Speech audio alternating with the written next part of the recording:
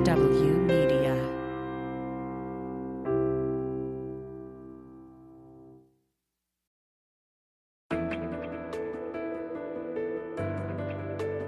Spy Talk, a podcast at the intersection of intelligence, foreign policy, national security, and military operations with Jeff Stein and Jeanne Meserve. Hi there, I'm Jeff Stein. And I'm Jeanne Meserve. Welcome to another episode of Spy Talk. We decided this week to take another look at the intelligence picture on North Korea. Longtime Asia watcher Robert Manning repeated what many have said over the years: North Korea is basically a black box. Well, yeah, as you say, I've been following it for more than 3 decades, in and out of government. And I have to say, it's probably the hardest of hard targets, because there's no other country that's that insular, that is so hermetically sealed. That's the Atlantic Council's senior fellow, Robert Manning. We'll have more on the challenges of spying on North Korea later in the show. But meanwhile, Jeanne Meserve has this fascinating segment on startling developments in China's nuclear missiles. That's right, Jeff. This spring, the commander of U.S. Strategic Command, Admiral Charles Richard, raised the alarm in front of a congressional committee about a sudden and alarming increase in China's nuclear capabilities. To me, they are at some kind of an inflection point and are rapidly expanding their strategic capabilities. This has happened within the last year. They are well ahead of the pace to double their stockpile by the end of the decade. And I further submit that the size of a nation's weapons stockpile by itself is a very crude measure of what they can do with that capability. In open session, Admiral Richard couldn't be specific about the basis for his concern, but now commercially available satellite photos have revealed at least some of the evidence: 2 massive construction projects. We spoke to Hans Kristensen, director of the Nuclear Information Project at the Federation of American Scientists, about what his team found. Construction of what we think are huge fields of missile silos in the northern part of central China. This is a completely new thing on this scale that China is now working on. And there's been no official confirmation from China, of course, what this is, but the satellite photos are pretty clear. This is the second missile field that's been discovered recently. Am I correct? Yeah, that's correct. About a month ago, another research team discovered another one about 300, 400 kilometers, or I don't know how many miles, but to the southeast. So this is a huge project. And both of these sites have started construction relatively recently. I mean, the first one that was discovered began construction in February 2000. This new site we discovered didn't start construction until March this year. So we're just a few months into it. How many silos are we talking about between the two of them? Between these two, we're talking about 230. What does that represent in terms of China's nuclear capability? If they fill all of them with missiles, it would represent more nuclear warheads than China currently has in its stockpile. Another way to, describe it is that the number of silos that China appears to be constructing right now exceeds the number of missile silos that Russia is operating. Can we presume that U.S. intelligence agencies are well aware of this? Oh, yes. They've been talking about a dramatic increase in Chinese nuclear arsenal for several years. And I think the first time we heard in public was about 2019. They started speaking about at least doubling the stockpile. Earlier this year, in the beginning of the year, we heard U.S. Strategic Commander Admiral Richard mentioning at least the doubling, if not a tripling or quadrupling, he talked about. So these are significant developments for China, both in terms of sheer size of it, but also in terms of its own history, its nuclear weapons history. We haven't seen the Chinese do anything like this on this scale ever before. You said they appear to be missile silos. So how sure are you? I'm pretty sure, as sure as we can be by watching these things from above. They're very clear tell signs. I mean, we're not talking about something that looks like or so. We're seeing construction of this, both in these sites we're looking at here. There are very clear tell signs for what a silo looks like. But we're also seeing construction of similar silos in a training area in the northeastern part of China. We've been monitoring construction of those. And there we have also seen the construction, the camouflage that they put over these while they construct them. We've also seen that removed. We've seen finalization of the silos, or some of them.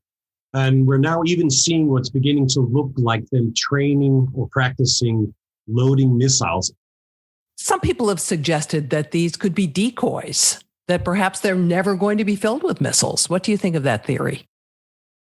Well, so that was a hypothesis that was presented after we saw this first site. And of course, I think what people were trying to make sense of was why China was doing something that was so fundamentally different than what they've done before. And the Chinese in the past have always been very good at sort of, hiding what they're doing or confusing what they're doing, these types of things. So it's sort of a natural thought that maybe they're just building a lot of silos and maybe they're only going to fill 20, 30, or 50 or whatever of them with missiles. And that would create a big barrier for another nuclear armed state if they wanted to knock out China's missile force. So it makes sense to think like that. But when we discovered the second site, I became more convinced that this is a full-scale deployment plan. And the reason is that if you want to do a shell game, you build 120 silos, you fill 30, 40, 50 of them with missiles. There's your shell game. You don't need to build a second site as well and also have a shell game there. So it makes less sense to me after we found the second. That's not to say that there are not surprises here. There are lots of unknowns in the Chinese plans. And so we'll see what happens down the line. I mean, I assume we'll get some more specific statements from U.S. officials in terms of what they think the Chinese are up for gradually over the next couple of years. This is going to take some time for these silos to be completed, of course. So, toward the mid of the century or latter part of, mid of the decade here and the latter part of the decade, I suspect we'll have more clarity about it. Do you have any idea what kind of missiles they're going to put in these silos? No, because not specifically because the Chinese don't say anything about this. But there's nothing about the particular configuration of these silos that would give you a tip in that regard? There is. The silos appear to be smaller than the silos they have built for their old liquid fuel intercontinental ballistic missile. They currently have, about 20 of those silos. They also have a couple of exercise training silos. So there's been plenty of opportunity to observe them. Those silos seem bigger than these ones. And we've heard a statement from the U.S. Department of Defense also saying that they imagine what's going on here is that China is trying to develop some kind of concept for deployment of its solid fuel missiles. What's the advantage of a solid fuel missile? The major advantage is that you can fire it out of the silo much faster. With a liquid fuel missile, you first have to fuel the missile, and that can take several hours. Would that indicate to you that China is doing this for defensive or offensive reasons?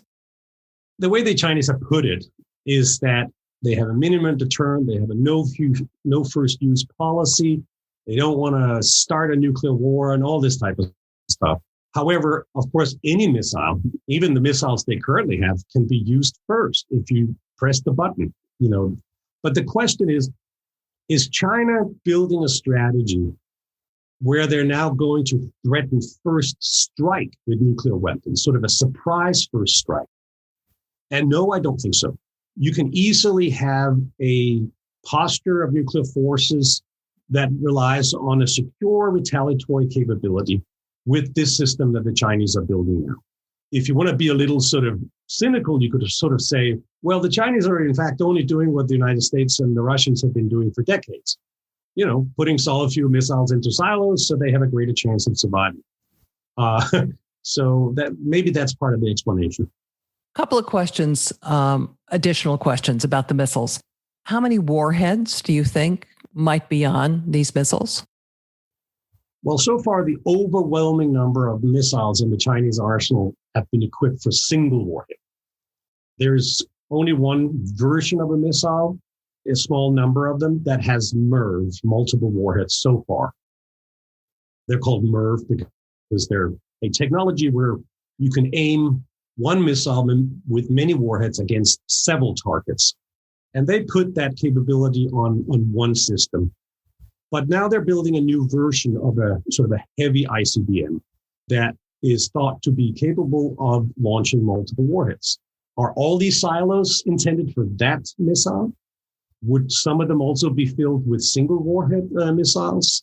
We don't know. There's no way of knowing that yet. What are the range of these missiles? And given where these silo fields appear to be created, should it give us even more concern in the U.S. about the possibility of their reaching the continental U.S.? No, China already has the capability to reach all parts of the United States with its long-range missiles. What's interesting about the location of these sites, though, is that they're further inland China than any other ICBM deployment site. That might indicate that what the Chinese are partly trying to do here is to make sure that these silos are away from where conventional, even nuclear cruise missiles can reach them. There is a concern among some Chinese officials and scholars that the United States could disarm or try to disarm the Chinese retaliatory capability with conventional forces, so not having to cross the nuclear threshold. Whether that's the case or not, I don't know, but this is an interesting location for these missile fields.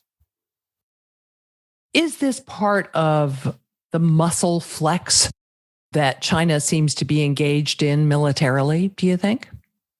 Oh, absolutely. It's part of China's image that the new leadership or the current leadership wants to portray. I mean, it's quite clearly stated a very ambitious military modernization program that by the middle of the 30s, 40s, certainly the middle of the century, China will be a full-fledged military power on the level of the United States and Russia. And so there's no way that this is happening as part of their routine modernization. You could say this is a new phase in China's nuclear history.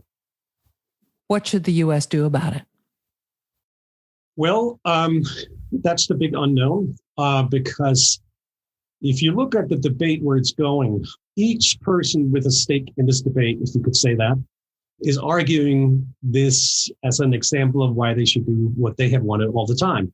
So people who want more nukes, they're saying, well, the United States should get more nukes. People who want more arms control say, well, the United States should focus more on arms control. People who want more money for the defense budget, they say, well, we should get more money. So it's kind of like, everybody's using this to play up their own set of arguments.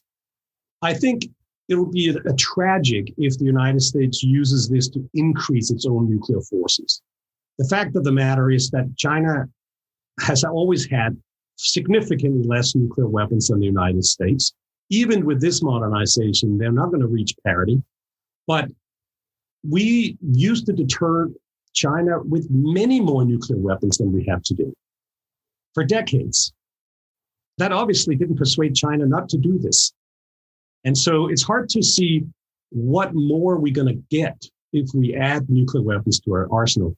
I think there are two elements to this. One, of course, is a military element that has to consider what would happen in the worst case scenario. And then, please, Mr. President, please identify what the worst case scenario is. Because if you leave it to nuclear warfighters to come up with what is the worst case scenario, there's no end to what requirements can come out of this. So it's about what we want to accomplish. And I think the key issue here is we want to be able to deter China from using nuclear weapons. other elements of our military strategies that we want to deter China from attacking Taiwan or other allies in the region, that is mainly a conventional issue. But then there's the bigger issue, which is like, how do we want to influence China so it moves in a direction that is in our interest and the interest of our allies in the region in the future? And there's no way, I think, that ramping up the nuclear saber rattling from our side will persuade the Chinese leadership to be more gentle or reduce or whatever the outcome is. So I think it's very important that the United States comes up with sort of what you could call a grand strategy that has deterrence elements in it and reassurance elements for allies, but it also tries to come up with engagement, direct engagement with the Chinese and try to shape their perceptions about what they need in the future. And let me just give one example. During the Trump administration, of course, they pushed hard for China to come into big nuclear arms control agreements. And of course, they failed because they ran it like a pressure show and shaming show instead of trying to persuade the Chinese. But the United States, of course, has to come up with what it is willing to offer China in return for limits on its nuclear forces, if that's the objective. So are you saying we have to put our nuclear forces on the table and be willing to bargain them down? Yes. There's no way to imagine that the Chinese will, accept limitations on its nuclear forces or its general military forces unless the United States is also willing to offer something. But I also want to say, this is not only about the United States. China's military planning is also about India. It's also about Russia. So this is a bigger issue for China than just about the United States. There's been a lot of talk about trying to draw China more deeply into arms control talks, thus far unsuccessfully. Are you suggesting there is a possibility of doing this, and not just with the U.S., but a multilateral effort? Not here and now. I don't think the Chinese are interested.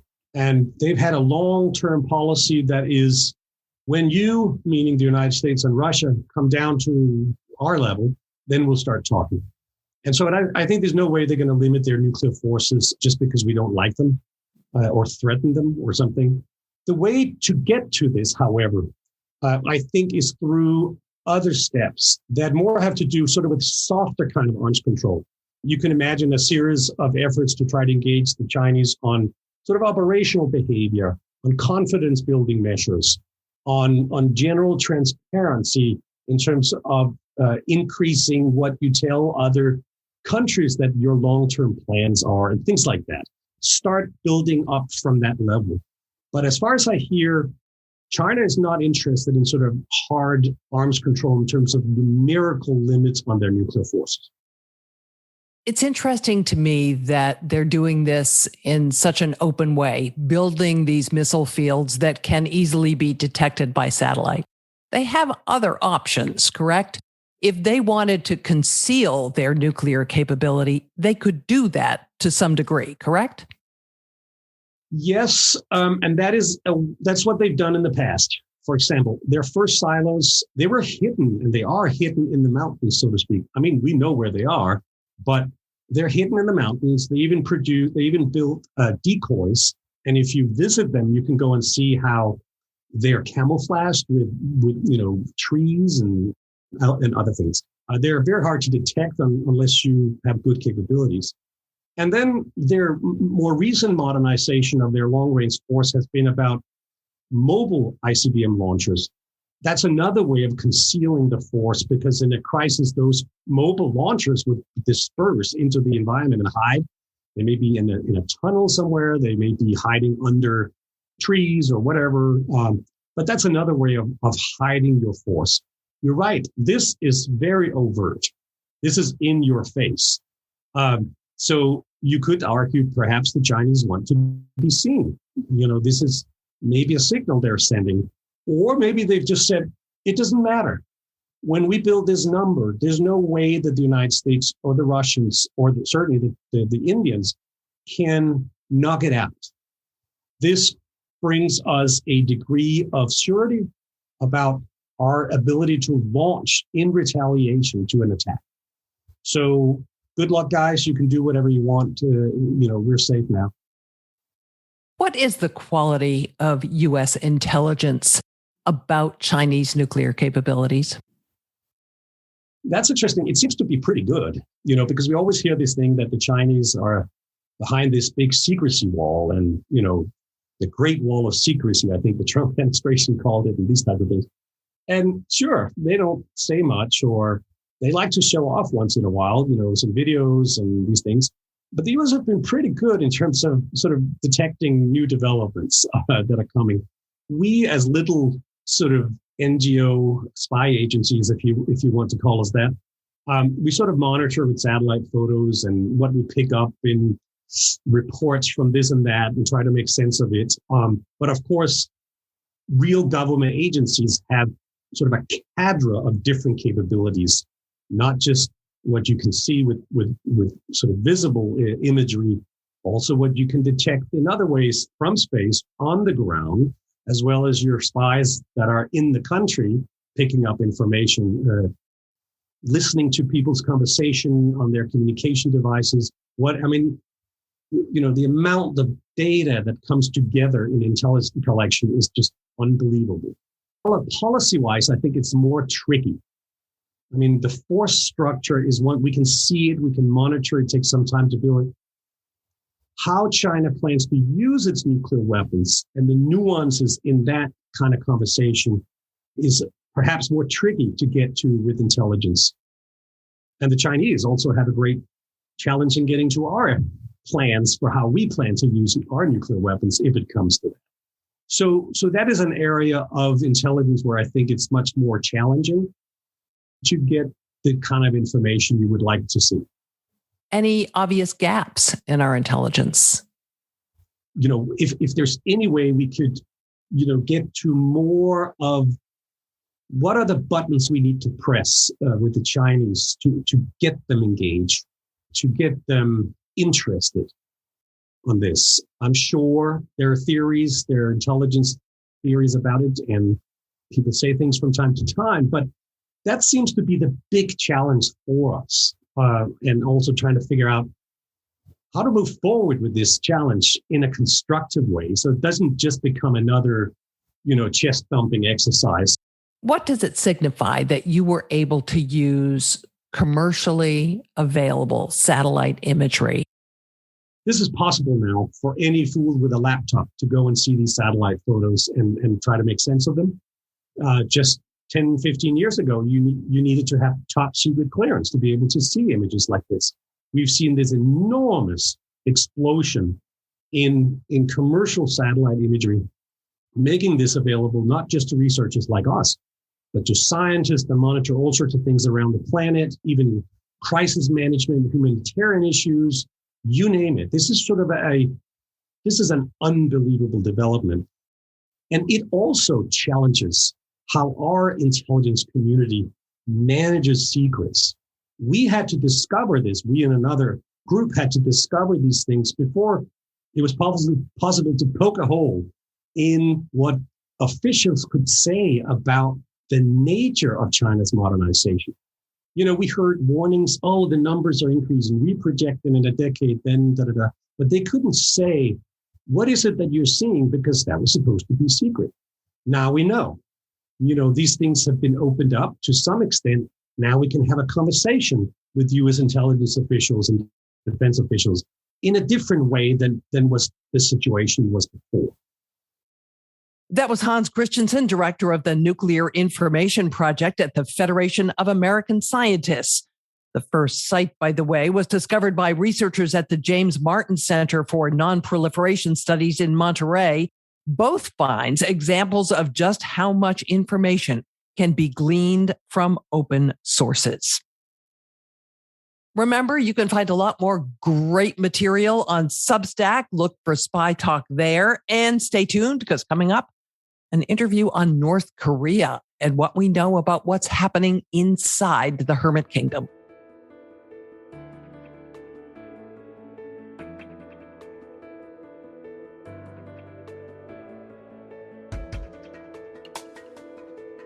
Robert Manning has been watching North Korea in and out of government for both Democratic and Republican administrations for more than 3 decades. He's now a senior fellow at the Atlantic Council. This week, I asked him what U.S. intelligence knows and what it finds hard to know about what's going on inside North Korea. Robert Manning, welcome to Spy Talk. You've been following North Korea for decades now. Is it the hardest target for U.S. intelligence, virtually impenetrable? Well, yeah, as you say, I've been following it for more than 3 decades, in and out of government.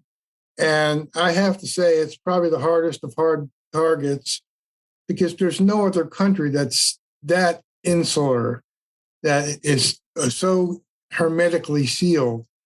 You look at places like Iran or Iraq or China, they're very porous. There's a lot of international visits, yeah. And so on. And certainly since for the past 18 months or so, Kim Jong-un has imposed his own sanctions that are much more effective than the UN's, completely sealing off the borders, cutting trade with China, evaporated down 95%. He won't let people in or out. He rejected vaccines, which I think may be changing, but he rejected both one U.S. one and the Chinese one. He's banned K-pop, Korean music. He's just dropped the curtain. Which is odd because in 2018, when they had the first summits with the Moon administration in South Korea, they invited K-pop groups to play at the summit. Mm-hmm. And so it shows you how far it's degenerated that he's become so much more paranoid. I mean, he's lecturing women about how to wear their hair, what clothes they... Chief stylist. So, he's so paranoid about foreign influence, which makes you think, and again, to show you what a black hole it is, I can think of many instances over the past 35 years when there were predictions of the regime collapse. Right. And so I'm very resistant to that now, although I think they're in a deep morass economically, and there's some political things going on, I think, related to his health. You don't need intelligence to see a green bandage and then a green blotch on the back of his neck. And the fact that he's 40 pounds lighter, of course, Yeah. Of course, your main interest in this is weapons, particularly nuclear weapons and his missiles. So, Bob, getting someone close to that, someone who can penetrate that weapons program is almost impossible, right? I mean, for example, recruiting a North Korean missile engineer or administrator or a nuclear scientist, that's virtually impossible, right? Well, we've gotten pretty good at dealing with their not getting knowledge of their overseas networks. We've stopped ships at various points. As Yogi Berra said, you can observe a lot just by watching, and we do have some pretty good eyes in the sky.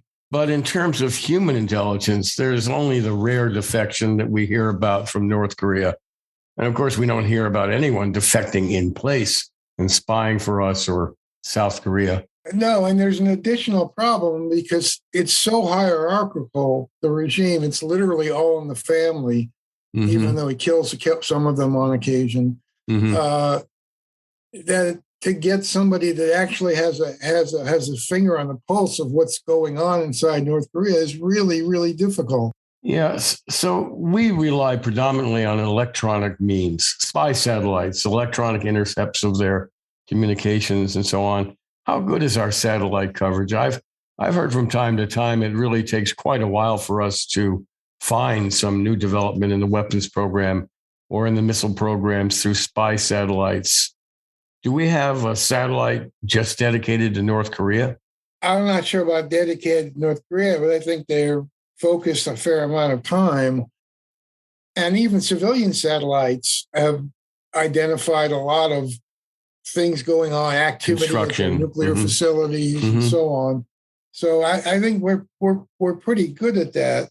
Although, don't forget, they are the world's champion tunnelers. They've got stuff dug into mountains and so on. That some of it is just, we know they have nuclear weapons. I'm not sure. We don't really know exactly how many because of that. Their skills at deception. So is it fair to say that if there's anything going on above ground, our satellites are going to detect it pretty quickly? I think anything of strategic significance, we will know about it. Mm-hmm. Yes. But the problem is stuff that is not going on above ground. What's in the minds of Kim Jong-un and the people around him? Maybe there's some super secret spy inside the leadership, but that's highly unlikely, according to everyone I've talked to through the years. Yes, we work pretty closely with the Korean National Intelligence Service in Seoul, and they have some pretty good on the ground capabilities. But again, as I say, that to penetrate the leadership circle and try to get a sense of what they're doing and what they're planning. Mostly, I think this has gone on for so long. We're talking about 70 plus years since the end of the Korean War, that we're become very familiar with the patterns in the North Korea playbook and can most of the time see things coming. It's no accident that they keep testing missiles on Thanksgiving or July 4th. They know what they're doing. Mm-hmm. Do you have any feeling, Robert Manning, on how good our electronic penetration is? As we've learned lately from revelations about the Israeli technological spying company NSO Group, we can light up somebody's phone without them even using it. We can penetrate their computers, find out everybody else they've been in touch with.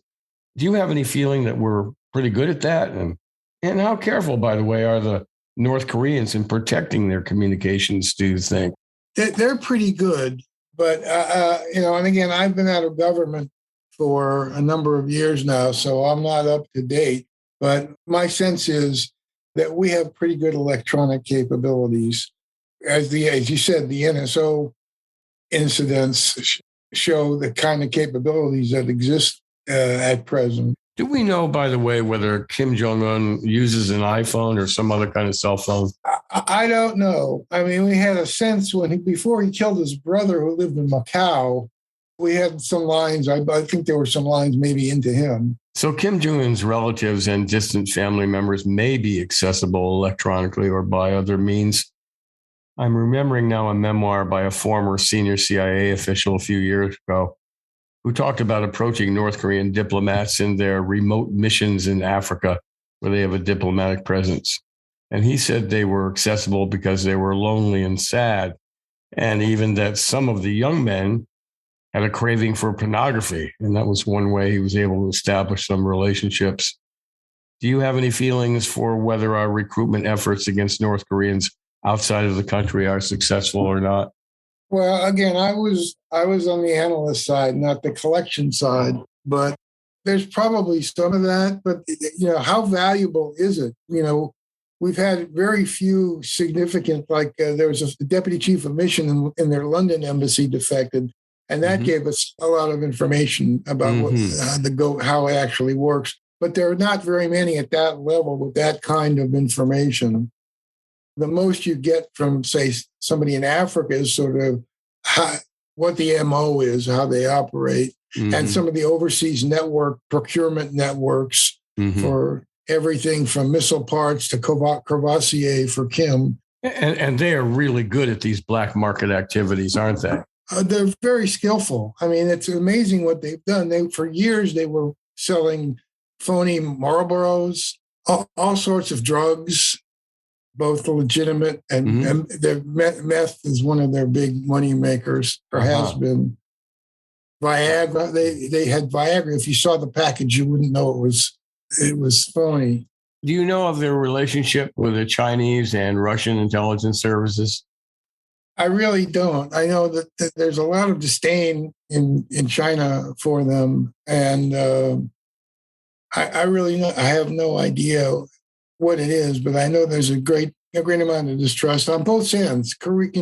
China over the last 1,000 years has invaded Korea several dozens of times. So there's an instinctive. It's not as strong as Japan, anti-Japan, but there's a very distinctive in both Koreas reticence about China. I suspect we'll have to rely pretty much on our South Korean allies for recruiting human agents, spies. They're helpful, yes, no question. It sounds Although like they have you're their hedging. own agenda. It sounds Well, like they you're have hedging. their own agenda, and sometimes it's hard to sort out. Where do we diverge in terms of our agendas?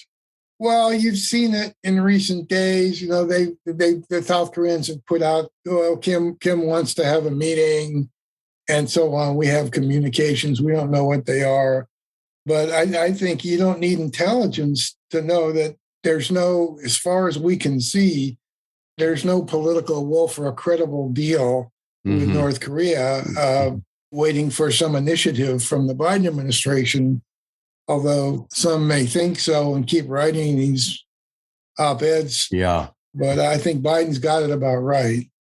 You know the old saw about one definition of sanity being trying to do the same thing again and again, hoping for different results, but you keep doing it. Would you characterize the goal of having North Korea denuclearized as one of those cases of insanity?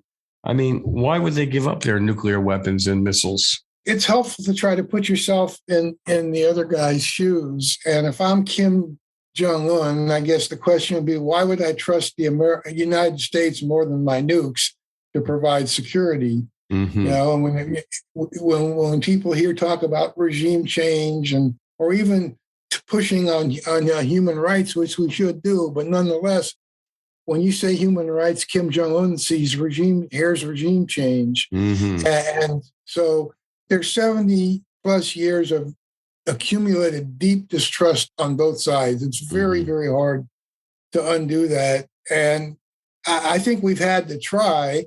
I think in the six-party talks, we got very close. I was involved in that when I was in the State Department. And that was in the 1990s. And they were offered everything anybody could possibly imagine. And it broke down as everything has over transparency. They would not agree to IA inspections. You know, they've never been willing to put out a credible declaration of what their nuclear weapons program is. And so you can't denuclearize what you don't know, right? And it's the same with lesser deals of arms control. If you're going to have a nuclear freeze, you still need to know what you're freezing. Yeah. Right. And so it's pretty difficult.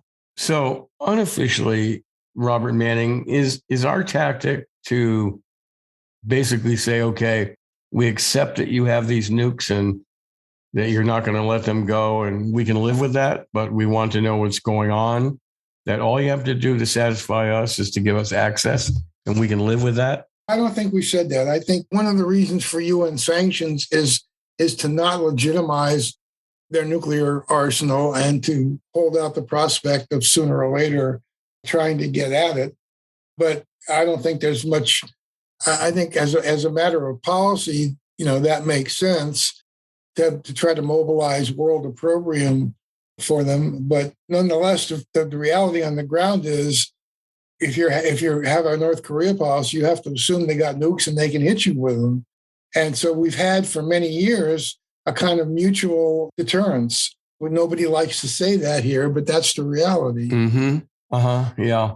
And there's been some scenarios suggested where they would do a quick strike on Seoul and take it out and then sit back and wait for the U.S. to react and say, hey, do you want to trade Washington for Seoul? I think if you look over the Kim family dynasty since 1953 or 1950, the one constant strain is they're about regime survival.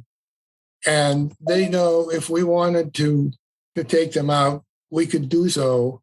And if they use nuclear weapons, I think the wrath of the United States would be on them very, very quickly. So, and in that sense, deterrence works. I think it's more complicated now because they're developing a very much more sophisticated nuclear capability. They're trying to build SLBMs. They have mobile missiles, which they can hide in tunnels and move around. So it's harder, and we have to rethink what we need to have to ensure that. But basically, the fundamentals, as far as that's the problem with deterrence is it works until it doesn't. And but so far, I don't see any indication that it's not working. And is it fair to say, that they can't just push a button and carry out a first strike, that we're going to have some warning, at least some time, if they decide to take the swords out of their sheaths and try a first strike on South Korea or even us, however improbable? Yes, I would. I don't see a bolt in the blue. I think it would be in a period of tensions, and we'd be seeing some signs that there was moving in this direction. Mm-hmm. That will give us ample warning to warn them to stop, or they're going to face massive retaliation. Well, ironically, it's sort of some of both. In other words, the regime could collapse tomorrow, or they could go on for another 20 years, and we probably won't have a lot of great warning when that happens. But on the other hand, a lot of their behavior is very predictable. There's a North Korean playbook, both for diplomacy and their missile and nuclear tests. They're pretty consistent. So it's a bit of both. And we're not likely to see a regime change anytime soon. All those predictions have come to naught. So I wouldn't take that bet. I wouldn't take that bet. Robert Manning, thanks for joining us on Spy Talk. Robert Manning has been a long-time observer of North Korea for decades in government and at the Atlantic Council, where he is a senior fellow. It's been great to have you here, Robert. Talk to you again soon. That's longtime Korea watcher Robert Manning. It's a subject we'll come back to again and again. Jeanne? Thanks, Jeff. And thanks to all of you for joining us again for another episode of the Spy Talk podcast. Great to have you here. See you next week. For more original reporting and insights like this, subscribe to spytalk.co on Substack and follow us on Twitter at @talk_spy. If you enjoyed our podcast, subscribe and leave a review on Apple Podcasts, Spotify, or wherever you get your podcasts.